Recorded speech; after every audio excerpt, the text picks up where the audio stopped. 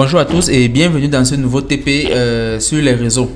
L'objet de ce TP ici est de pouvoir mettre deux machines en réseau afin de se partager des fichiers, des dossiers ou autres ressources de votre choix. Imaginez, comme vous voyez sur cette image, vous avez par exemple un dossier, un répertoire de votre choix qui est très lourd et que vous voulez l'amener dans cet autre dossier. Il peut y avoir deux possibilités. Soit vous n'avez pas un support amovible, une clé USB ou un disque dur pour le faire.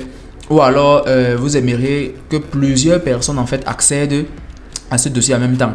Qu'est-ce qu'il faut donc faire? Il faut tout simplement rendre ce dossier public dans un réseau que vous avez créé. C'est donc en fait ça le but de la vidéo d'aujourd'hui.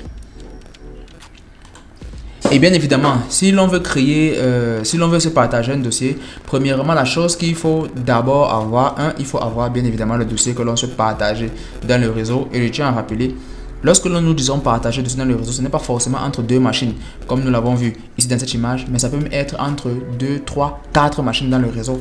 Et vous pouvez également voir, imaginez vous avez probablement un disque dur, peut-être votre disque C, que vous aimeriez qu'il soit accessible depuis n'importe quelle autre machine de votre maison. Imaginez vous êtes dans votre maison, vous êtes dans votre maison, vous avez peut-être 2, 3 machines et vous avez un réseau, vous êtes peut-être connecté par Wi-Fi et vous aimeriez bien que tous les dossiers qui sont dans le disque dur d'une machine soient accessibles vers l'autre machine. De manière à ce que, on revient sur notre image, j'aimerais avoir accès à tout le disque dur de la machine C, la machine 1, depuis cette machine, de manière à ce que je peux simplement ouvrir et pour pouvoir l'utiliser pour, par exemple, si j'ai des soucis d'espace. Donc c'est en fait ça l'objectif que nous verrons dans cette vidéo. Nous verrons donc comment est-ce que on peut rendre d'abord un dossier public dans le réseau. Par exemple, moi j'ai mon dossier que je vais utiliser ici.